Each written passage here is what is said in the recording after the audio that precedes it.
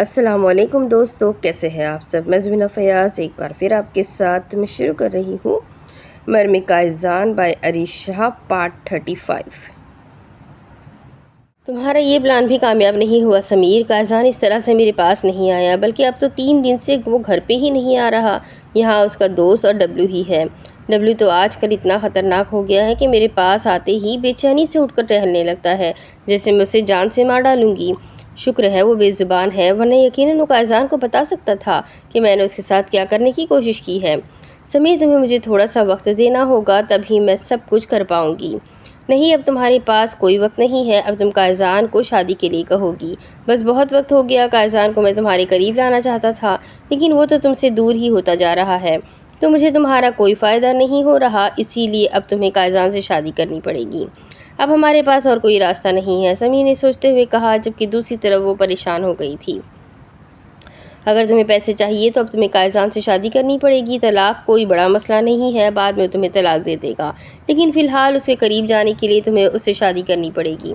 تمہیں اپنی بات ختم کرتے ہوئے سمیر نے فون بند کر دیا تھا، جبکہ اب اس کے علاوہ مایا کے پاس اور کوئی راستہ نہیں تھا، لیکن وہ قائزان کو شاید اب اس چیز کے لیے منا نہیں سکتی تھی، کیونکہ قائزان جس طرح سے اس سے دور ہو رہا تھا، مطلب یہی تھا کہ وہ اب اس سے شادی کرنے کا بھی کوئی ارادہ نہیں رکھتا تھا۔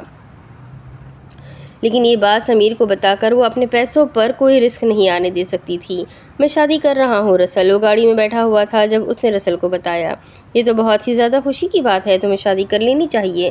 ویسے بھی مایا تمہارے کام کو کافی بہتر طریقے سے سمجھتی ہے، تم نے بہت اچھا کیا تھا اسے اپنے بارے میں سب کچھ بتا کر۔ اتنے وقت سے وہ تمہارے ساتھ ہے، تمہاری ہر چیز اس کی نظر میں ہے۔ مجھے نہیں لگتا کہ اسے شادی سے کوئی بھی اعتراض ہوگا، تمہیں بھی ہرگز مزید دیر نہیں کرنی چاہیے۔ وہ انگوٹھی دیکھتے ہوئے بولا تھا، جو آج ہی وہ مایا کے لیے لے کر آیا تھا۔ کل رات مایا نے جو کچھ کیا تھا، اس کے بعد اس نے یہی چاہا تھا کہ وہ مایا سے شادی کر لے، یہی بہتر تھا، لیکن اس نے رسل سے بھی کچھ بھی نہیں چھپایا تھا، وہ اسے سب کچھ بتا چکا تھا۔ یہ سب جان کر رسل کو بھی برا لگا تھا۔ آج کل کی لڑکی اپنی عزت کی حفاظت نہیں کر سکتی تھی، لیکن اس کی خواہش تھی کہ قائزان کو کوئی ایسی لڑکی ملے جو اپنے کردار کے معاملے میں بہت مضبوط ہو۔ خیر، اس کے لیے قائزان کی پسند اہمیت رکھتی تھی، اور قائزان کی پسند یہی لڑکی تھی۔ سمیر، تم یہاں کیا کر رہے ہو؟ تم تو پاکستان میں تھے نا، یہاں کیسے آئے؟ اسے دیکھ کر وہ پریشان ہوئی تھی۔ قائزان تھوڑی ہی دیر میں آنے والا تھا یقیناً، اور ایسے میں سمیر کا اس سے ملنے آ جانا خطرے سے خالی نہیں تھا۔ اپنے کام کے سلسلے میں آیا تھا، سوچا تم سے ملاقات کر لوں، اور تمہیں پیسوں کی ضرورت ہے تو تمہیں پیسے بھی دے دوں۔ وہ ایک چیک اس کے حوالے کرتے ہوئے بولا تھا، جسے اس نے خوشی سے تھام لیا۔ شکریہ، مجھے سچ میں پیسوں کی ضرورت تھی، لیکن تم صرف مجھے پیسے دینے کے لیے تو نہیں آئے ہوں گے۔ وہ ایک ادا سے مسکراتے ہوئے اس کے پاس آئی تو سمیر نے اس کی کمر میں ہاتھ ڈالتے ہوئے اسے اپنے قریب کھینچا تھا۔ اچھا تو یہ بات ہے۔ وہ مزید اس کے پاس ہوئی تو سمیر نے کہا لگاتے ہوئے اسے اپنی باہوں میں اٹھایا اور اسے قائزان کے کمرے میں لے آیا تھا۔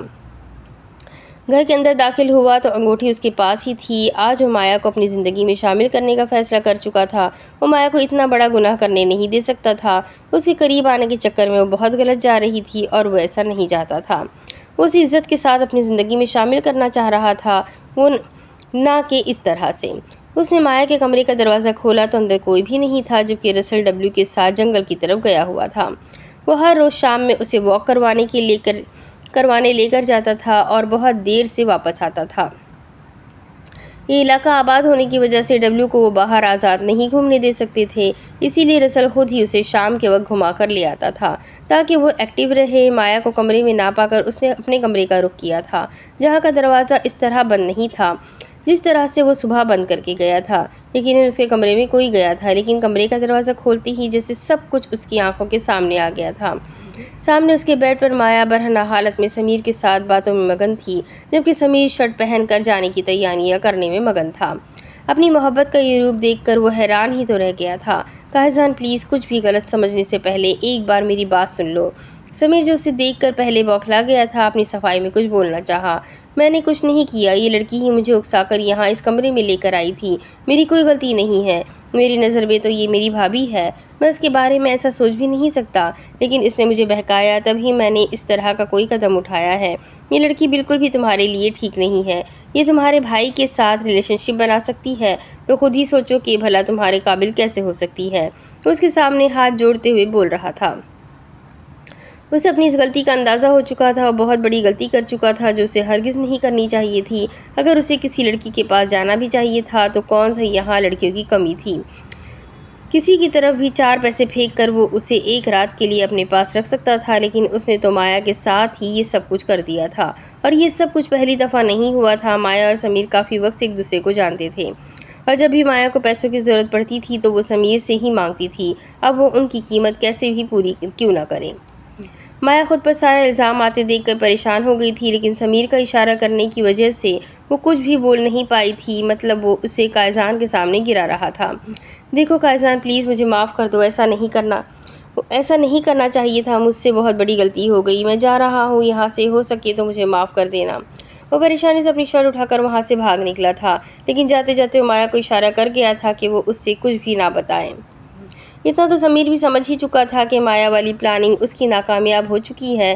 یہاں اپنے جذبات سے بے قابو ہوتے ہوئے اس نے بہت بڑی غلطی کر دی تھی اور یہ غلطی قائزان کے سامنے بھی آ چکی تھی۔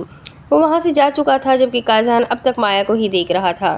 اس کی آنکھوں میں کوئی نفرت نہیں تھی، کوئی غصہ نہیں تھا، بس حیرانگی تھی۔ کوئی لڑکی اپنے کردار کی اتنی کچی ہو سکتی ہے، اسے اندازہ نہیں تھا، اور اس لڑکی کو وہ شادی کے لیے پرپوز کرنے جا رہا تھا جو اسی کے بھائی کے ساتھ ہو رہی تھی۔ کپڑے پہن کر باہر آؤ، تمہارے پاس 5 منٹ کا وقت ہے۔ وہ اسے وارن کرتا باہر نکل گیا تھا جبکہ مایا نے صرف ہاں میں سر ہلاتے ہوئے جلدی سے نیچے سے اپنی ڈریس اٹھائی تھی۔ وہ ڈرتے ڈرتے باہر آئی تو قائزان کو سامنے صوفے پر دیکھا کہ سامنے شیشے کا ٹیبل تھا جس پر اس کی بندوق تھی اور ساتھ ہی وہ پیر شیشے کی ٹیبل پر رکھے ہوئے اسے دیکھ رہا تھا۔ وہ اس کے سامنے کسی مجرم کی طرح سر جھکائے کھڑی تھی۔ اسے سمیر کی باتوں پر حامی بھرنی تھی کیونکہ سمیر نے اسے پیسے دینے تھے، جو کہ اب ممکن نہیں تھا کیونکہ سمیر کی پلاننگ تو ناکامیاب ہو چکی تھی۔ اب وہ اسے کچھ بھی نہیں دینے والا تھا۔ قائزان پلیز مجھے مت مارو، میں تمہیں سب کچھ سچ بتاتی ہوں۔ جو کہانی سمیر نے تمہیں سنائی ہے وہ جھوٹی ہے، میں کسی کالج میں تم سے نہیں ملی ہوں۔ میرا مطلب ہے مجھے سمیر نے 50 کروڑ دینے کا وعدہ کیا تھا۔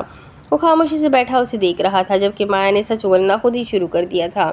اس نے مجھے بہت سارے پیسے دینے کا وعدہ کیا تھا کیونکہ وہاج کاظمی کی ساری جائیداد کے وارث صرف تم ہو، اور اس میں سمیر کو کچھ بھی نہیں ملنے والا کیونکہ وہاج کاظمی نے اپنی ساری جائیداد تمہارے نام کر دی ہے۔ اسی لیے جب اسے پتہ چلا کہ تم اس شکل کی کسی لڑکی سے محبت کرتے ہو تو اس نے مجھے بہت سارے پیسوں کا لالچ دیا اور کہا کہ اگر میں اپنی سرجری کرواتی ہوں اور بالکل اس لڑکی کی طرح بن جاتی ہوں جسے تم پسند کرتے ہو تو وہ مجھے 50 کروڑ دے گا۔ اب تم ہی بتاؤ کہ 50 کروڑ کے لیے کوئی اپنی شکل نہیں بدلے گا؟ کون اپنی شکل نہیں بدلے گا؟ میں بس اپنی آنے والی زندگی کے بارے میں سوچ رہی تھی۔ میری زندگی بدل سکتی تھی اور میں اپنی زندگی بدل دینا چاہتی تھی۔ مجھے سمیر کے ساتھ کام کرتے ہوئے تقریباً 3 سال ہو چکے تھے۔ میں کالج میں ڈرگ اسمگل کرتی تھی اور اسمگلنگ کے چکر میں 3 دفعہ جیل بھی جا چکی تھی۔ اب کسی بھی طرح کا کوئی کیس ہوتا تو سب سے پہلے مجھ پر ہی شک کیا جاتا تھا۔ میں اس شکل میں بہت اکتائی ہوئی تھی۔ میرا دل کرتا تھا کہ میں یہ سب کچھ چھوڑ کے اپنی ایک نئی زندگی شروع کروں، اسی لیے میں نے سمیر والی بات کو مان لیا تھا اور تمہیں دھوکہ دینے یہاں آ گئی۔ میں کسی کالج میں نہیں گئی ہوں اور نہ ہی تم نے مجھے کسی کالج میں دیکھا تھا۔ وہ لڑکی کوئی اور تھی۔ سننے میں آیا تھا کہ وہ کسی سیکرٹ آرمی آفیسر کی بہن ہے، جس کی وجہ سے سمیر اور وہاج کاظمی اس لڑکی سے رابطہ نہیں کر پائے، ورنہ شاید اس لڑکی کو لالچ دے کر وہ تمہارے پاس اسی کو لے کر آتے۔ وہ کبھی بھی نہیں آتی مایا کیونکہ وہ تمہاری طرح کیریکٹر لیس نہیں ہے۔ تمہیں پتہ ہے تمہارے چہرے پر جس چیز کو میں نے سب سے پہلے تلاشنے کی کوشش کی تھی وہ کیا تھی؟ وہ معصومیت جو میں نے اس لڑکی کے چہرے پر دیکھی تھی۔ میں بار بار تمہارے چہرے کو دیکھتا تھا۔ ایسا کیسے ہو سکتا ہے میری نظر دھوکہ کھا جائے؟ وہ لڑکی کچھ اور تھی اور تم کچھ اور۔ میں بہت پہلے سمجھ گیا تھا کہ وہ لڑکی تم نہیں ہو، لیکن پھر بھی تمہاری شکل نے مجھے ایک لمبے عرصے تک یہ ماننے پر مجبور کر دیا کہ تم ہی وہی لڑکی ہو۔ تمہیں پتہ ہے مایا، زندگی میں بہت غلط کام کیے ہیں تم نے۔ معصوم لڑکیوں کو ڈرگس دے کر انہیں غلط راستے پر لایا ہے۔ سمیر کے ساتھ کام کرتے ہوئے نہ جانے کتنے لوگوں کے بستر کی زینت بنی ہو تم ایک گھٹیا اور چیپ کردار کی لڑکی ہو۔ تم نے مجھے میرے ایمان سے بھٹکانے کی کوشش کی اور سب سے بڑی غلطی تم نے یہ کی ہے کہ تم نے اس انسان کا چہرہ اپنایا جس سے میں نے اس دنیا میں سب سے زیادہ محبت کی ہے۔ ہاں، وہ ایک نظر کی محبت پہلی نظر میں مجھے اس لڑکی کا دیوانہ کر گئی تھی۔ میں دن رات یہ سوچتا تھا کہ تم وہ لڑکی ہو ہی کیسے سکتی ہو، کیونکہ تم میں اور اس معصوم چہرے میں زمین آسمان کا فرق تھا۔ اور آج تمہاری حقیقت خود بخود میرے سامنے آ گئی۔ یہ انگوٹھی دیکھ رہی ہو تم؟ اس نے اپنے ہاتھ میں موجود انگوٹھی اسے دکھائی تھی اور پھر غصے سے اسے پیچھے کی طرف پھینک دیا۔ یہ میں تمہارے لیے لے کر آیا تھا، میں تمہیں شادی کے لیے پرپوز کرنے جا رہا تھا۔ خدا کا شکر ہے کہ تم جیسی لڑکی میری زندگی میں آنے سے پہلے ہی تمہاری حقیقت آ گئی، اور اب تمہاری سزا یہ ہے کہ ان ساری معصوم لڑکیوں کے صدقے جن کی زندگی تمہاری وجہ سے برباد ہوئی ہے، ہر اس گھٹیا کام کے لیے جو تم نے کر کے انسانیت کو شرمندہ کیا ہے، اور میری اس محبت کے صدقے جسے دیکھتے ہی میں اس سے محبت کرنے لگا تھا، تمہیں اس دنیا سے رخصت کر رہا ہوں کیونکہ تم جینے کے لائق نہیں ہو۔ میں تمہیں زندہ چھوڑ دیتا اگر مجھے یہ پتا ہوتا کہ تم نے کسی لڑکی کی زندگی برباد نہیں کی، کسی لڑکی کی ڈرگ سے جان نہیں گئی تو، لیکن تم بھی انہی سارے کاموں میں شامل ہو، جینے کا حق تمہیں بھی نہیں ہے۔ اور ہاں، جہاں تک سوال ہے اس چہرے والی لڑکی کو ڈھونڈنے کا، تو وہ لڑکی قائزان کاظمی کی زندگی میں آئے گی، اور قائزان کاظمی باہیں پھیلا کر اسے اپنی زندگی میں شامل کرے گا، اپنے نکاح میں شامل کرے گا، اسے عزت دے گا، تحفظ دے گا۔ فکر مت کرو، تمہارا سمیر ہمدانی بھی جلد ہی تمہارے پیچھے آ کر تم سے ملے گا۔ گولی چلاتے ہوئے اس نے آخری بس یہی بات کی تھی۔ وہ بولنا چاہتی تھی، کچھ کہنا چاہتی تھی، لیکن ایسی کوئی لڑکی جو اپنی زندگی سنوارنے کے لیے ہزاروں کی زندگیاں برباد کر چکی ہو، اسے بولنے کا حق نہیں تھا۔ قائزان کاظمی کی عدالت میں۔ مایا کہاں ہے؟ قائزان، میں 2 دن سے اسے ہر طرف ڈھونڈ رہا ہوں، وہ کہیں بھی نہیں مل رہی۔ وہ باہر ڈبلیو کے ساتھ کھیل رہا تھا جب رسل نے آ کر پوچھا۔ ابھی 2 دن پہلے ہی تو قائزان اسے پرپوز کرنے جا رہا تھا، تو پھر اچانک وہ غائب کہاں ہو گئی؟ مر گئی مایا، مار دیا میں نے، وہ پرسکون انداز میں بولا تھا۔ کیا مطلب؟ میں سمجھا نہیں۔ وہ بہت اچھے طریقے سے سمجھ گیا تھا، لیکن پھر بھی اسے لگا کہ اسے سمجھنے میں کوئی غلطی ہوئی ہے۔ وہ لڑکی نہ تو میرے لائق تھی اور نہ ہی اس دنیا کے لائق، تو مار دیا۔ اب مزید کوئی سوال جواب مت کرنا، جب موڈ ہوگا سب بتا دوں گا۔ فی الحال میں اپنے بچے کے ساتھ کھیل رہا ہوں اور اپنا موڈ ہرگز خراب نہیں کرنا چاہتا۔ اسے جانے کا اشارہ کرتے ہوئے بولا تو وہ اگلے ہی لمحے کندھے اچکا کر وہاں سے چلا گیا تھا، جبکہ قائزان ایک دفعہ پھر سے اپنے کھیل میں مصروف ہو گیا تھا۔ وہ پاکستان واپس آیا تو قائزان کی طرف سے اسے کوئی ایکشن دیکھنے کو نہیں ملا تھا۔ شاید وہ مایا کی باتوں پر یقین کر چکا تھا یا مایا کو اپنے گھر سے نکال چکا تھا، وہ کچھ بھی نہیں جانتا تھا۔ ہاں، لیکن اس بات کی خبر وہاج کو نہیں لگی تھی، بلکہ اس نے خود ہی وہاج کو بتا دیا کہ مایا نے اسے سیڈیوس کرنے کی کوشش کی ہے، جس کی وجہ سے وہ مایا کے کافی قریب چلا گیا تھا، اور قائزان نے اسے مایا کے قریب دیکھ لیا ہے۔ اس نے ساتھ میں یہ بھی کہہ دیا تھا کہ مایا صرف اور صرف پیسے کی لالچ کی وجہ سے یہ سب کچھ کر رہی ہے۔ قائزان کے ساتھ شادی میں اسے کوئی دلچسپی نہیں تھی۔ یہ ساری باتیں تو وہاج پہلے سے ہی جانتا تھا، اسی لیے اس نے مزید اس بارے میں کچھ بھی نہیں کہا، جبکہ وہ قائزان کی طرف سے کسی بھی طرح کا ایکشن نہ دیکھتے ہوئے وہ سمجھ گیا تھا کہ قائزان یہ ساری باتیں اپنے باپ سے نہیں کرنا چاہتا۔ سرکار، وہ جو دوسری پارٹی کے لوگ ہیں انہیں کتنا ڈرگز بھیجنا ہے، اور آپ کی رپورٹس بھی آ گئی ہے، کیا قائزان کو اس کے بارے میں بتانا ہے؟ سمیر آفس کے اندر داخل ہوتے ہوئے اس سے پوچھنے لگا۔ نہیں، قائزان کو اس بارے میں کچھ بھی نہیں بتانا، اور وہ جو دوسری پارٹی ہے ان کے ساتھ ہماری ڈیل کینسل کر دو، ہم مزید ڈرگز کی ڈیلنگ نہیں کریں گے۔ میرا مطلب ہے میں یہ سب کچھ نہیں کرنا چاہتا ہوں سمیر، ان سب چیزوں میں کچھ بھی نہیں ہے، ان سب کی وجہ سے میرا بیٹا مجھ سے دور ہو گیا ہے، میں ابھی یہ سب کچھ نہیں کرنا چاہتا، میں اپنا بڑھاپا اپنے بیٹے سے دور رہ کر نہیں گزارنا چاہتا۔ وہ نہ جانے کس سوچ میں بولا تھا، جبکہ سمیر تو حیرانگی سے اسے دیکھنے لگا تھا۔ کیا مطلب ہے آپ کی اس بات کا؟ میں سمجھا نہیں، آپ کہنا کیا چاہتے ہیں؟ وہ الجھتے ہوئے پوچھنے لگا۔ سمیر، میرے پاس زندگی کا زیادہ وقت نہیں رہا، میں چاہتا ہوں کہ میں اپنی زندگی کا آخری وقت اپنے بیٹے کے ساتھ گزاروں، نہ کہ اس سے دور رہ کر۔ وہ مجھ سے نفرت کرنے لگا ہے، وہ میرے کام سے نفرت کرتا ہے، وہ نہیں چاہتا کہ میں یہ سب کچھ کروں، اور سچ تو یہ ہے کہ اب میں بھی تھک چکا ہوں، میں بھی اپنی زندگی کو سکون سے گزارنا چاہتا ہوں۔ اس سب پیسے کی وجہ سے میری بیوی مجھ سے دور ہو گئی، میرا بیٹا مجھ سے دور ہو گیا، اور یہ اتنی دولت کما کر کیا کر لیا میں نے؟ میرا بیٹا اس دولت پر تھوکنا بھی پسند نہیں کرتا۔ یہ سب کچھ چھوڑ دینا چاہتا ہوں، تم یہ ڈیل کینسل کر دو، فی الحال تم جاؤ یہاں سے، میں کچھ وقت اپنے ساتھ گزارنا چاہتا ہوں۔ وہ اسے جانے کا اشارہ کرتے ہوئے آنکھیں بند کر کے سر سیٹ کی پشت کے ساتھ لگا چکا تھا، جبکہ سمیر بنا کچھ بولے کمرے سے نکل آیا۔ یہ کیا کہہ رہے ہو تم؟ ایسا کیسے ہو سکتا ہے؟ وہ بڈھا سب کچھ چھوڑ کیسے سکتا ہے؟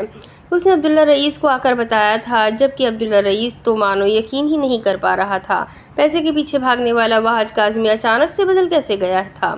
اس کے دونوں گردے فارغ ہو چکے ہیں اور کینسر ہے، اسے وہ زیادہ وقت جی نہیں پائے گا۔ اسی لیے اس نے یہ سب کچھ چھوڑنے کا فیصلہ کر لیا ہے۔ میں نے سوچا تھا قائزان کو اس کی نظروں میں گرا کر قائزان کے ساتھ اس کی ساری محبت کو ختم کر کے ساری دولت لے لوں گا، لیکن نہیں، یہ تو الٹا سب کچھ چھوڑ چھاڑ رہا ہے۔ اور تو اور ساری جائیداد، ساری پراپرٹی اس نے اپنے بیٹے کے نام کر دی ہے۔ مجھے وہ ساری پراپرٹی چاہیے، وہ سارا پیسہ مجھے چاہیے۔ عبداللہ رئیس تمہاری سوچ سے زیادہ ہے اس کی دولت، مجھے وہ ساری دولت چاہیے۔ اتنے سالوں سے میں اس کی چاکری اس لیے نہیں کر رہا کہ وہ سب کچھ اپنے بیٹے کے نام کر دے۔ مجھے سب کچھ چاہیے عبداللہ، اور تم مجھے سب کچھ دلاؤ گے۔ ہاں کیوں نہیں، میں تمہیں دلاؤں گا، لیکن اس پراپرٹی میں سے 40% میرا ہوگا اور باقی 60% تم اپنے پاس رکھ لینا۔ عبداللہ رئیس نے جیسے بہتی گنگا میں ہاتھ دھوئے تھے، اور اس وقت سمیر انکار کرنے کی کنڈیشن میں نہیں تھا۔ وہ ان لوگوں کی طرح کچھ بڑا پلان نہیں سوچ رہا تھا جس کے بل بوتے پر وہ سب کچھ حاصل کر سکے، لیکن عبداللہ کی سوچیں بہت دور تک جاتی تھیں۔ کیسے ہیں آپ بابا؟ آج کافی دنوں کے بعد اس نے انہیں فون کیا تھا۔ نہ جانے کیسے اس کے دل میں خیال آ گیا، ورنہ وہ تو مہینہ گزر جانے کے بعد بھی فون نہیں کرتا تھا۔ تمہاری آواز سن لی میری جان، اب ٹھیک ہو جاؤں گا۔ تم سناؤ، تم کیسے ہو؟ وہ اس کی آواز سنتے ہوئے سکون محسوس کر رہا تھا۔ اگر میری آواز سننا چاہتے ہیں تو میرے پاس آ جائیں، ہمیشہ کے لیے یہ سب کچھ چھوڑ کر۔ میں تمہارے پاس آنا چاہتا ہوں قائزان، میں تھک چکا ہوں یہ سب کچھ کرتے کرتے، اب سب کچھ چھوڑ دینا چاہتا ہوں۔ سب کچھ چھوڑ دینا چاہتا ہوں؟ تم چاہتے تھے نا کہ میں یہ سب کچھ چھوڑ دوں، تو سب کچھ چھوڑ دوں گا۔ مجھے اپنے بیٹے کا وقت چاہیے، اس کے ساتھ چاہیے۔ اگر میں ایک اچھا انسان بن کر تمہارے پاس آؤں تو کیا مجھے اپنے بیٹے کا پیار ملے گا؟ میں آپ سے نفرت نہیں کر سکتا بابا، کیونکہ یہ میرے بس میں نہیں ہے۔ میری ماں نے مجھے یہ کام کرنے سے منع کیا تھا، لیکن آپ سے محبت کرنا مجھ پر فرض نہیں ہے، کیونکہ آپ نے جو کچھ کیا ہے وہ میں معاف نہیں کر سکتا۔ میں اپنی ماں کا خون آپ کو معاف نہیں کر سکتا، ہاں لیکن ایک بیٹے ہونے کا فرض ضرور نبھاؤں گا۔ آپ آ جائیے میرے پاس۔ اس نے اپنے دل کی بات ان سے کہہ دی تھی۔ انہیں معاف کرنا اس کے لیے آسان نہیں تھا۔ اس شخص کی وجہ سے اس کی ماں نے اپنی ساری زندگی برباد کر دی تھی۔ اسے معاف کیسے کرتا؟ وہ اسے معاف نہیں کر سکتا تھا، لیکن اپنے بیٹے ہونے کا فرض نبھا سکتا تھا، اور وہ یہ نبھانے کو تیار تھا۔ اسے رپورٹس ملی تھی اور وہ یہ رپورٹ دیکھ کر حیران ہی تو رہ گیا تھا۔ سمیر کی طرف سے یہ وہ پہلی چیز تھی جو اسے اس دن کے بعد ملی تھی۔ اپنے باپ کی رپورٹس میں وہ اپنے باپ کی دونوں گردے فیل دیکھ چکا تھا، اور اس کا علاج پاکستان میں ہی ہو رہا تھا۔ علاج کے دوران وہ اسے کسی دوسرے ملک نہیں لا سکتا تھا، یعنی اس کا باپ فی الحال یہاں نہیں آ سکتا تھا، اور اس کے باپ کو کوئی ڈونر نہیں مل رہا تھا وہاں پر۔ وہ اپنے باپ کو مرنے تو ہرگز نہیں دے سکتا تھا۔ اس نے راتوں رات فیصلہ کر دیا تھا کہ وہ خود اپنا ایک گردہ اپنے باپ کو دے گا اور اس کی جان بچائے گا۔ آخر قیامت کے دن اسے اپنی ماں کو منہ بھی تو دکھانا تھا۔ رپورٹس ملتے ہی اس نے پاکستان جانے کا فیصلہ کر لیا تھا، اور رسل نے فوراً ہی اس کے لیے ٹکٹس کا انتظام کروا لیا تھا۔ یہ سب کچھ ایک پلاننگ کے تھرو کیا جائے گا، یہ تو قائزان کی سوچ بھی نہیں تھی۔ وہ تو بس اپنے باپ کو ایک نئی زندگی دینا چاہتا تھا۔ وہ خوش تھا یہ سوچ کر کہ اس کا باپ غلط کاموں سے توبہ کر رہا ہے اور ایک اچھے کام کی طرف جا رہا ہے۔ سمیر اسے ایئرپورٹ پر لینے کے لیے آیا تھا۔ وہ شرمندہ تھا اس سے، لیکن اس نے کچھ بھی نہیں کہا تھا۔ سمیر نے مایا کے بارے میں کوئی بات نہیں کی تھی اور نہ ہی اس سے کچھ پوچھا تھا، جبکہ قائزان خود بھی کوئی دلچسپی نہیں رکھتا تھا اسے مایا کے بارے میں کچھ بھی بتانے کی۔ وہ اسے لے کر سیدھا ہسپتال آیا تھا اور اس نے اپنے کچھ ٹیسٹ کروائے تھے۔ سمیر کے مطابق یہ ڈاکٹر اس کے باپ کا علاج کر رہا تھا اور اسے اس کے باپ کے بارے میں سب کچھ پتا تھا۔ ڈاکٹر نے اس کا چیک اپ کروایا تو ساری رپورٹس میچ ہو چکی تھی۔ قائزان کا گردہ اس کی باڈی میں پراپر طریقے سے فٹ ہو رہا تھا، اور یہ سب سے بہترین بات تھی کہ اس کا گردہ وہ اس کے اپنے ہی بیٹے کا تھا۔ آگے جا کر کسی طرح کا مسئلہ نہیں ہونے والا تھا۔ ہم ایسا کرتے ہیں کہ کل ہی آپریشن کر لیتے ہیں، اس کے بعد آپ جلد سے جلد اپنے والد کو یہاں سے مصر لے جائیے گا، کوئی مسئلہ نہیں ہوگا۔ اور اگر ہم آپریشن ہی مصر جا کر کروائے تو؟ اس نے ڈاکٹر کو دیکھتے ہوئے پوچھا تھا۔ یہ تو آپ کی مرضی ہے کہ آپ آپریشن یہاں کروانا چاہتے ہیں یا وہاں، لیکن میں ان کے کیس کو بہت اچھے طریقے سے اسٹڈی کر رہا ہوں، تو میرے خیال سے میں یہ کام بہت بہتر طریقے سے کر سکوں گا۔ آپ جو بہتر سمجھیں وہی کریں۔ ڈاکٹر نے اسے فری ہینڈ دیا تھا۔ ٹھیک ہے، کل صبح آپریشن کی تیاری کیجیے۔ اس نے سارے چیک اپ کروانے کے بعد گھر کی راہ لی تھی، جبکہ سمیر عبداللہ رئیس کے پلان کے مطابق سارا کام ہوتے دیکھ جہاں خوش ہو رہا تھا، وہیں ڈر بھی تھا کہ کہیں وہ پکڑا ہی نہ جائے۔ अचानक अयजान का पाकिस्तान आना और फिर गुर्दे के ऑपरेशन की सारी इन्फॉर्मेशन लेकर इतना जल्दी ऑपरेशन करवाने का फैसला करवाना और फिर अपना ही गुर्दा वो उसे देने वाला था, ये सब कुछ ही वहाज के लिए काफ़ी शॉकिंग था। उसका बेटा उसके लिए इतना कुछ कर रहा था, वो जहाँ खुश होता वहीं गुर्दे वाली बात पर परेशान था। वो नहीं चाहता था कि वो अपने बेटे की जवानी को बर्बाद करे। समीर ने उससे झूठ बोला था कि वो उसके कैंसर के बारे में जानता है और उसके बावजूद भी वो अपना गुर्दा दे रहा है। कायजान ज़िद्दी था, किसी की बात नहीं मानता था, तो यकीनन उसने यहाँ अपने बाप की नहीं सुननी थी, इसीलिए वहाज इन मामलों में खामोश हो गया था। अगले दिन उनका ऑपरेशन किया गया था। सुबह 10 बजे ऑपरेशन होने के बावजूद भी उसे जल्दी होश आ गया था। गुर्दे के ऑपरेशन के दौरान इतना जल्दी होश आना थोड़ा अजीब तो था, लेकिन अच्छा था कि उसका बाप जल्दी राहत महसूस करेगा। हालांकि खुद वो अपने गुर्दे में बेतहाशा तकलीफ महसूस कर रहा था। मैंने आपके वालिद की सारी रिपोर्ट्स मिस्र के एक बहुत बड़े डॉक्टर तक पहुंचा दी है। आप वहां जाकर इनका प्रो चेकअप करवा लीजिएगा। बाकी आपके सारे रिपोर्ट्स भी मैंने ट्रांसफ़र कर दी है। वहाँ आपकी अच्छी खासी मदद हो जाएगी। अगर आप कल सुबह ही मिस्र रवाना हो जाए तो बेहतर हो जाएगा। आपके वालिद जल्द से जल्द मज़ीद सेहतियाब हो जाएंगे।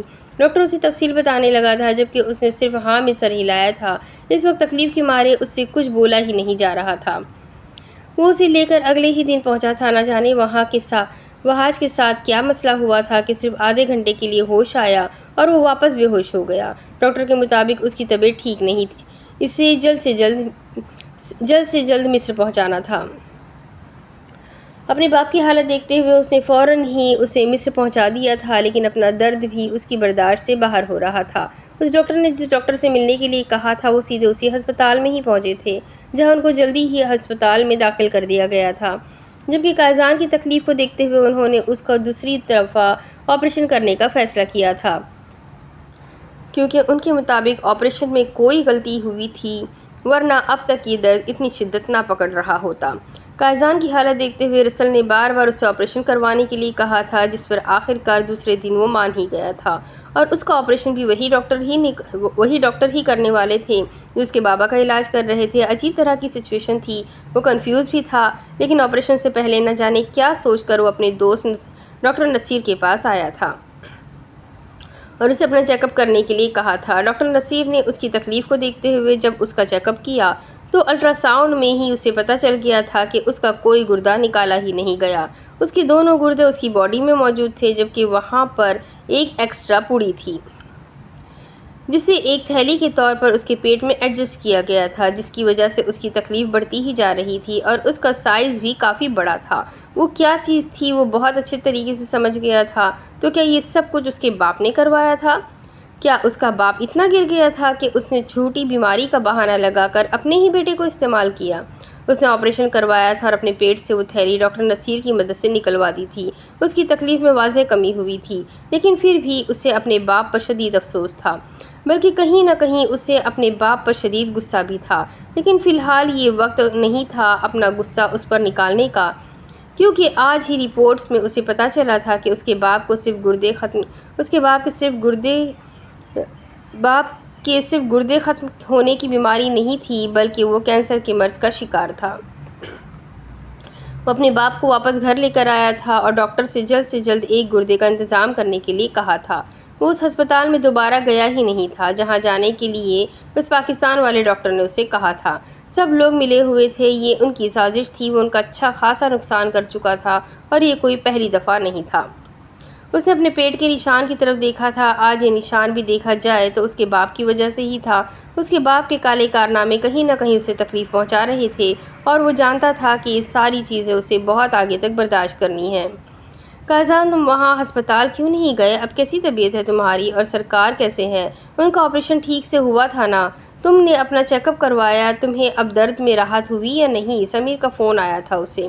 बाबा उसी अस्पताल में है जहाँ तुम लोगों ने उन्हें ले जाने के लिए कहा था, और जहाँ तक बात है मेरी, तो मेरी फ़िक्र करने की ज़रूरत नहीं है तुम लोगों को। तुम आकर अपने सरकार को ले जाओ, और आज के बाद मेरा तुमसे और तुम्हारे सरकार से कोई ताल्लुक़ नहीं है, ये बात याद रखना। और कितना धोखा दोगे दुनिया वालों को समीर, बस कर दो, खुदा के लिए बस कर दो। उसने बस इतना कहकर फ़ोन बंद कर दिया था, जबकि समीर समझ चुका था कि उनकी चाल पकड़ी गई है। عبداللہ رئیس کا آئیڈیا اسے ویسے بھی پسند نہیں آیا تھا۔ قائزان کا اسٹیمنا مضبوط ہونے کی وجہ سے وہ تیسری دفعہ اس کا آپریشن کر چکا تھا، لیکن وہ صرف پہلی دفعہ ہی کامیاب ہو پایا تھا۔ وہ قائزان کو استعمال کرنا چاہتا تھا اور ہر بار وہ اسے استعمال کرنے میں ناکامیاب ہی ہوا تھا۔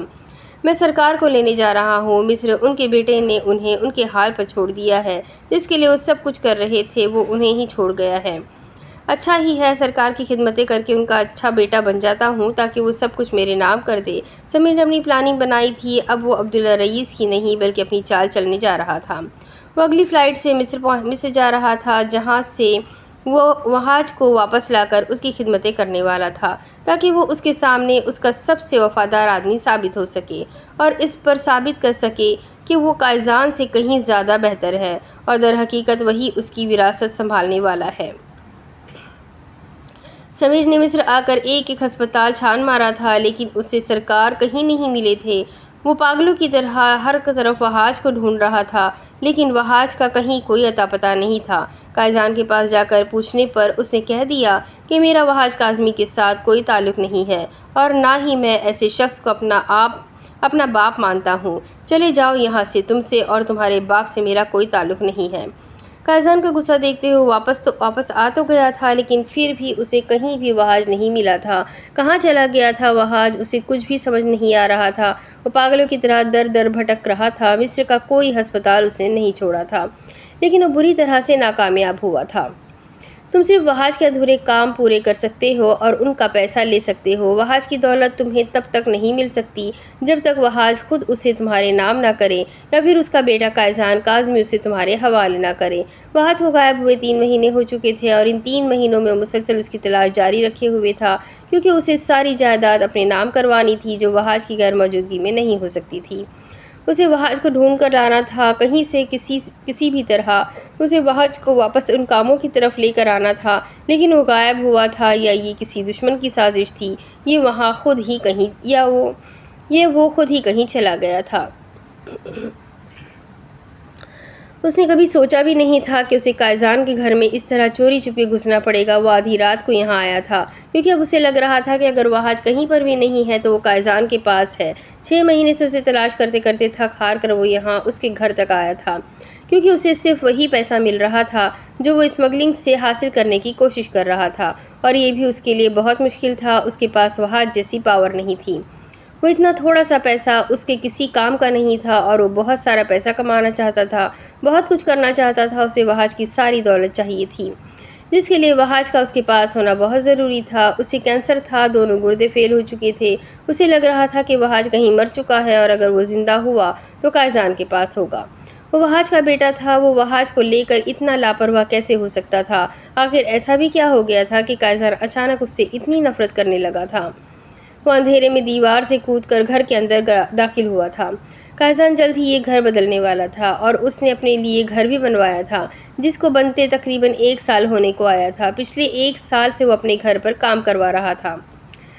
اس نے اپنے پیروں کی آواز پیدا نہیں ہونے دی۔ آہستہ آہستہ چلتا وہ گھر کے اندر داخل ہونے ہی والا تھا کہ اچانک لائٹس آن ہو گئی۔ سامنے 3 کمروں کے باہر وہ تینوں کھڑے تھے اور پرسکون انداز میں اسے دیکھ رہے تھے، جیسے ان کے لیے یہ کوئی حیرت انگیز بات نہ ہو۔ آؤ پیارے بھائی، یہ کون سا طریقہ ہے گھر آنے کا؟ آدھی رات کو اس طرح دیوار سے کسی کے گھر میں گھسنا کہاں کی تہذیب ہے؟ کیا میرے باپ نے تمہیں یہ سب کچھ کرنا سکھایا ہے؟ خیر، میرے باپ نے تو تمہیں بہت کچھ سکھایا ہے، کیوں آئے ہو یہاں؟ وہ پرسکون انداز میں کہتا سامنے رکھے صوفے پر بیٹھتے ہوئے اس سے پوچھنے لگا تھا۔ سرکار کہاں ہے؟ بتاؤ مجھے قائزان، میں جانتا ہوں کہ تم سرکار کو چھپا کر رکھ رہے ہو۔ کہاں رکھا ہے تم نے سرکار کو؟ پلیز مجھے بتا دو، سارا کام رکا ہوا ہے، سرکار کے بغیر کوئی کام نہیں ہو سکتا، بہت نقصان ہو رہا ہے۔ پچھلے 6 مہینوں میں نے کوئی ایسی جگہ نہیں چھوڑی جہاں میں نے سرکار کو نہ ڈھونڈا ہو۔ مصر کا چپا چپا چھان مارا ہے، پاکستان کا چپا چپا چھان مارا ہے، لیکن سرکار کی کوئی خبر نہیں۔ تمہارے سرکار کی کوئی خبر نہیں تو تم منہ اٹھا کر یہاں چلے آئے، وہ بھی آدھی رات کو، اس طرح چھپ چھپا کر۔ دن میں بھی آ کر تو پوچھ سکتے تھے نا، تب بھی میرا جواب یہی ہوتا، اور اب بھی میرا جواب یہی ہے۔ تمہیں لگتا ہے کہ ایک 60 سال کے آدمی کو میں اپنے گھر میں چھپا کر رکھا ہوا ہوں؟ تو تم میرا گھر چیک کر سکتے ہو، کسی چیز کی حد ہوتی ہے۔ میں اس شخص کی شکل نہیں دیکھنا چاہتا اور تم یہ سوچ کر یہاں آئے ہو کہ میں نے اپنے باپ کو اپنے گھر میں کہیں چھپا کر رکھا ہوا ہے۔ تم تلاشی لے لو، اطمینان کر لو، پھر یہاں سے دفع ہو جاؤ۔ اور آئندہ یہاں آنے کی ضرورت نہیں ہے۔ وہ اسے فری ہینڈ دیتے ہوئے خود اٹھ کر کمرے میں چلا گیا تھا، جبکہ سمیر نے رسل کی موجودگی میں سارے کمرے چیک کیے تھے۔ اس نے کسی طرح کا کوئی رسک نہیں لیا تھا، اس نے ایک ایک چیز چیک کی تھی، لیکن افسوس اسے وحاش کی کوئی خیر خبر نہیں لگی تھی۔ قائزان، تمہیں مجھے بتانا ہوگا کہ سرکار کہاں ہے۔ اسے اس طرح نہیں کر سکتے خود تم اپنے ہی باپ کے ساتھ۔ ٹھیک ہے، انہوں نے تمہیں دھوکہ دیا، تمہارے ساتھ غلط کیا، میں مانتا ہوں، لیکن کم از کم انہیں میرے حوالے تو کر دو۔ وہ میرے سرکار ہیں، میرے مائی باپ ہیں، انہوں نے میرا خیال رکھا ہے، مجھے پالا ہے، میں انہیں اس طرح تمہارے آسرے نہیں چھوڑ کر نہیں جا سکتا۔ قائزان، دیکھو پلیز، سرکار کا پتہ بتا دو مجھے۔ وہ اب ریکویسٹ کر رہا تھا، جبکہ قائزان کی نظر میں جیسے اس کی کسی بات کی کوئی اہمیت نہیں تھی۔ دروازہ بند کر کے وہ آرام سے اندر بیڈ پر سو رہا تھا۔ باہر سمیر چلاتا رہا اور پھر تھک ہار کر چلا گیا تھا۔ وہ صبح کھانے کی پلیٹ تیار کرتے ہوئے کھانا لے کر دوسرے کمرے کی طرف جا رہا تھا، جبکہ رفیل جلدی ناشتہ بنا رہا تھا۔ میں جلدی کام نپٹا کر ہسپتال جاؤں گا، اس نے اس کی طرف دیکھتے ہوئے کہا تھا، جبکہ اس نے صرف ہاں میں سر ہلایا تھا۔ رفیل کے نکاح کو بھی تقریباً 5-6 مہینے گزر چکے تھے۔ جس دن ان کا نکاح ہوا تھا اسی دن وحید عالم صاحب کے دشمنوں نے ان کے گھر پر حملہ کر دیا تھا، جس میں انہوں نے نہ صرف ان کی بیوی کو قتل کر دیا تھا بلکہ ان کے بیٹے کو بھی مار دیا تھا، یہاں تک کہ ان کی بیٹی انشرا کے سامنے ان کے چھوٹے ٹکڑے کر دیے تھے۔ تب سے لے کر اب تک انشرا کو ہوش نہیں آیا تھا۔ نکاح کے فوراً بعد ہی وہ رخصتی کی تیاری کرنے کے لیے اپنے فلیٹ میں آ گیا تھا، کیونکہ اسے وہاں جانے کے بعد ہی پتہ چلا تھا کہ نکاح کے فوراً بعد وہ لوگ رخصتی چاہتے ہیں، اور وہ اپنے گھر کو بری طرح سے پھیلا کر آیا تھا۔ اس کے گھر کی حالت ایسی تھی ہی نہیں کہ وہاں کوئی عورت قدم رکھ سکے، اور رفیل اپنی نئی نویلی بیوی پر کوئی برا اثر پڑنے نہیں دینا چاہتا تھا۔ اسی لیے صرف 15 منٹ کے وقفے سے وہ واپس آیا تو دیکھا کہ جہاں تھوڑی دیر پہلے نکاح کا خوبصورت انتظام کیا گیا تھا، وہاں لاشیں پڑی ہوئی تھیں۔ شاید ان لوگوں کو پتہ ہی نہیں تھا کہ انشرا بھی گھر میں موجود ہے، یا شاید خون خرابت دیکھ کر وہ پہلے ہی بے ہوش ہو چکی تھی۔ اس نے جب کمرے میں قدم رکھا تو اسے وہ ہوش و حواس سے بیگانہ ملی تھی۔ یہ ان کی پہلی ملاقات تھی جس میں وہ دونوں ایک دوسرے کو ٹھیک سے دیکھ بھی نہیں پائے تھے۔ وہ فوراً اسے ہسپتال لے کر آیا تھا، جہاں اسے پتہ چلا تھا کہ وہ کسی بہت بڑے صدمے کی وجہ سے کوما میں جا چکی ہے۔ اسے ان لوگوں کی فیملی کے بارے میں کچھ بھی پتہ نہیں تھا۔ وحید عالم صاحب کے 3 بچے تھے، ان کا بیٹا تو یہاں پر ان لوگوں کے ہاتھوں مارا گیا تھا، اور ایک بیٹی اس کے پاس تھی، جبکہ دوسری بیٹی کے بارے میں وہ کچھ نہیں جانتا تھا۔ اسے یہی لگا تھا کہ وہ کبھی نہ کبھی اس سے رابطہ کرنے کی کوشش کرے گی، اپنا فون نمبر وہاں چھوڑ کر آیا تھا، لیکن 5-6 مہینے گزر جانے کے بعد بھی اسے کوئی فون نہ آیا تھا، تو وہ اس کی طرف سے نا امید ہو چکا تھا، جبکہ اب تک اس کی منکوحہ کو بھی ہوش نہیں آیا تھا۔ وہ صبح ناشتہ کر کے ہر روز اسے ملنے ہسپتال جاتا تھا، کیونکہ اس کا گھر پر خیال نہیں رکھا جا سکتا تھا۔ ڈاکٹر کے مطابق وہ پوری طرح سے رسپانس کرنا بند کر چکی تھی۔ ناشتہ کر کے ہسپتال چلے جاؤ اور واپسی پر یہ میڈیسنز لیتے آنا۔ اس نے ایک پرچی اسے تھمائی تھی، جبکہ رفیل نے صرف ہاں میں سر ہلاتے ہوئے وہ پرچی اپنے پاس رکھ لی تھی۔ قائزان، یہ روز کھانے کا میرا دل نہیں کرتا، تمہیں پتہ ہے اس کا ذائقہ کتنا خراب سا ہوتا ہے۔ اب میں یہ روز کھا کے اکتا چکا ہوں۔ اگر کچھ اور مل جاتا تو۔ وہ باہر لان میں ٹہل رہا تھا جب وحاش نے فرمائشی انداز میں کہا۔ اس نے گھور کر انہیں دیکھا تھا۔ حالت دیکھی ہے آپ نے اپنی، اور فرمائشیں دیکھیں آپ اپنی۔ یہاں کھچڑی نہیں کھانی، جیل کا کھانا کھا لیں گے آپ کو کتنی دفعہ کہہ چکا ہوں کہ بار بار ہسپتالوں کے چکر نہیں لگوا سکتا میں آپ کو۔ ہر دن کچھ نہ کچھ اچھا نہیں ملے گا آپ کو۔ کل بھی آپ نے کھیر بنوا کر کھائی ہے، میں نے کچھ نہیں کہا، یہ سوچ کر کہ شاید ایک ہی چیز کھا کر آپ اکتا چکے ہوں گے، لیکن اس کا یہ ہرگز مطلب نہیں ہے کہ آپ اپنا خیال رکھنا چھوڑ دیں۔ اب سے 1 ہفتے تک آپ کو کھچڑی ہی کھانی ہے۔ ہاں، 1 ہفتے کے بعد میں کچھ بہتر سوچ سکتا ہوں آپ کے لیے۔ اس نے انہیں کھانا کھلاتے ہوئے لالچ دی تھی۔ ان کے ہاتھ پیر بالکل بے جان ہوتے جا رہے تھے، وہ اپنے پیروں کا استعمال نہیں کر پا رہے تھے۔ پچھلے کچھ وقت سے کینسر کی وجہ سے ان کی ٹانگیں کام کرنا چھوڑ چکی تھی۔ قائزان ہی انہیں آگے پیچھے لے کر جاتا تھا، وہ ان کا خیال رکھتا تھا، ہر وقت ان کے آس پاس رہتا تھا، وہ اسے غلط کاموں سے بہت دور لے کر آیا تھا۔ ہاں، لیکن اس نے آج تک انہیں معاف نہیں کیا تھا۔ وہ ایک اچھا بیٹا ہونے کا فرض نبھا رہا تھا، لیکن وہ اپنی ماں کی تکلیف کو بھی نظر انداز نہیں کر سکتا تھا۔ ڈاکٹر نے کہا تھا کہ ان کی بیماری کا کوئی علاج نہیں ہے، وہ زندہ نہیں بچ سکتا۔ ان کے پاس زیادہ وقت نہیں تھا، اور قائزان یہی سوچ کر پریشان تھا، جبکہ وحاش یہ سوچ کر خوش تھا کہ اپنے آخری وقت میں وہ اپنے بیٹے کے پاس ہے۔ آخر وقت دھوکہ دے گیا تھا، صرف 9 ماہ تک ہی اپنے باپ کا خیال رکھ سکا تھا۔ آج صبح جب اس نے کمرے میں قدم رکھا تو وہ آج کھڑکی کے پاس ویل چیئر پر بیٹھا نظر آیا تھا۔ اس نے 2 دفعہ پکارا تو اسے کوئی جواب نہیں ملا تھا، حالانکہ آج کل وہ بہت زیادہ اس کی پکار کا انتظار کرتے تھے اور اس کی ایک پکار پر 1000 دفعہ جواب دیتے تھے۔ اس نے قدم آگے نہیں بڑھائے تھے جبکہ اسے دروازے پر کافی دیر سے کھڑے دیکھ کر رسل نے خود ہی آگے بڑھتے ہوئے ان کی ویل چیئر کو اس کی طرف پھیرا تھا۔ ایک آنسو ٹوٹ کر اس کی آنکھ سے گرا تھا۔ اس کا باپ اس کا ساتھ چھوڑ کر چلا گیا تھا۔ آج ایک اور قصہ تمام ہوا تھا۔ وہ آج کاظمی اس کی ساری نفرتیں اور اس کا غصہ، اس کی شکایت، اپنی غلطیاں، گستاخیاں، جرم اور گناہ سب کچھ لے کر دفن ہو چکا تھا۔ لیکن یہ راز اس نے کبھی نہ کھولنے کا فیصلہ کیا تھا۔ مافیا ورلڈ میں یہ چیز تیزی سے پھیلی تھی کہ وحاج کاظمی کو اس کے بیٹے نے کہیں غائب کر دیا۔ کوئی نہیں جانتا تھا کہ وہ زندہ ہے یا مر چکا ہے، اور بہت کم لوگ اس بات سے باخبر تھے کہ قائزان کاظمی وحاج کاظمی کا بیٹا ہے، اور وہ کسی کو بتانا بھی نہیں چاہتا تھا۔ اب حال رسل نے اسے سب کچھ بتا دیا تھا۔ اس نے اس سے کچھ بھی نہیں چھپایا تھا۔ وہ دونوں سامنے صوفے پر بیٹھے اس کی ساری باتیں سن رہے تھے۔ یاور اس کی ساری باتوں کو بہت اچھے طریقے سے سمجھ گیا تھا۔ وہ لوگ بہت پہلے سے جانتے تھے کہ یاور آرمی میں ہے۔ وہ اس کی کافی ساری انفارمیشن رکھتے تھے، یہاں تک کہ جب یاور یہاں پر آیا تو بھی وہ یاور کو پہلی ہی نظر میں پہچان چکے تھے۔ ریاض کے ساتھ یاور کو زبردستی لے کر آنا بھی شاید رسل کی ایک سوچی سمجھی پلاننگ تھی۔ وہ قائزان کے سامنے اسے لانا چاہتا تھا، شاید وہ قائزان کی زندگی میں کیسے بھی مرم کو لانا چاہتا تھا۔ اس کا مطلب تھا کہ وہ پہلے سے ہی جانتے تھے کہ یاور مرم کا بھائی ہے اور ان کے لیے کچھ بھی چھپایا ہوا نہیں تھا۔ قائزان کو ہر بات کی خبر تھی، شاید رسل انجان تھا ان سب چیزوں سے، لیکن یاور کے کام کے بارے میں وہ بھی جانتا تھا، اور وہ یہ بھی جانتا تھا کہ وہ لڑکی یاور کی ہی بہن ہے، اسی لیے وہ ریاض کو اپنے ساتھ یہاں لے کر آیا تھا۔ اور جب یاور نے انہیں یہ بتایا کہ وہ ایک عام سا بندہ ہے، اس کی ایک بہن ہے، تو ان لوگوں نے جان بوجھ کر اس کی وہ ویڈیو مرم کو سینڈ کی تھی تاکہ مرم اپنے بھائی کے لیے کچھ بھی کر کے کوئی ایکشن لے۔ قائزان بہت پہلے ہی مرم کو اپنی زندگی میں لانے کا فیصلہ کر چکا تھا۔ اس دن مرم کو اپنے سامنے دیکھ کر رسل اور رفیل حیران ہوئے تھے، کیونکہ یہ حقیقت تھی کہ اس کی شکل بالکل مایا جیسی تھی۔ یہ کہانی الجھی ہوئی تھی، لیکن اب یاور سمجھ چکا تھا۔ کچھ اور جاننا ہے؟ اسے اپنے قریب سے آواز سنائی دی تھی۔ اس نے نفی میں سر ہلایا تو وہ اٹھ کر اندر اپنے کمرے کی طرف جانے لگا کہ مرم نے اس کا ہاتھ تھام لیا۔ جذباتی ہو کر کوئی فیصلہ مت کرنا، سوچ سمجھ کر فیصلہ کرو۔ تمہارا بھائی تمہارے پاس ہے، اس کے ساتھ واپس گھر چلی جاؤ، وہاں تمہیں اپنی زندگی میں شامل کرنا میرا بہت پہلے سے مقصد بنا ہوا تھا۔ تمہیں ہر طرح سے اپنا بنانا چاہتا تھا۔ میں بہت پہلے سے تم سے محبت کرتا ہوں مرم۔ میں تمہارے لیے سالوں سے خواب سجا رہا تھا، لیکن شاید میں غلط ہوں۔ ایک عام لڑکی میرے ساتھ سروائیو نہیں کر سکتی۔ تمہارے لیے زندگی مشکل ہے، تمہارے پاس تمہارا بھائی ہے۔ اس وقت جذباتی ہو کر کوئی فیصلہ مت کرو۔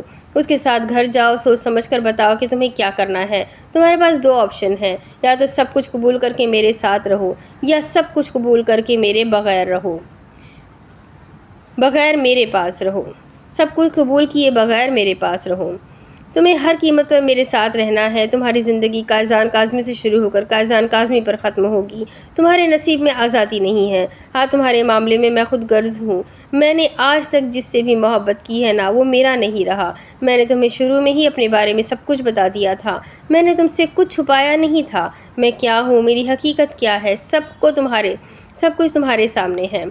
میں آنے والی زندگی میں کبھی ایک کام چھوڑوں گا نہیں، کیونکہ مجھے کہیں پر بھی ایسا محسوس نہیں ہوتا کہ میں کچھ غلط کر رہا ہوں۔ میں جو کر رہا ہوں بالکل صحیح کر رہا ہوں۔ تمہیں اس کام کے ساتھ مجھے قبول کرنا ہے۔ یاور لے جاؤ اسے کچھ دن، یہ وہیں تمہارے پاس رہے گی، اور جیسے ہر بات کلیئر کرنے کو تھا۔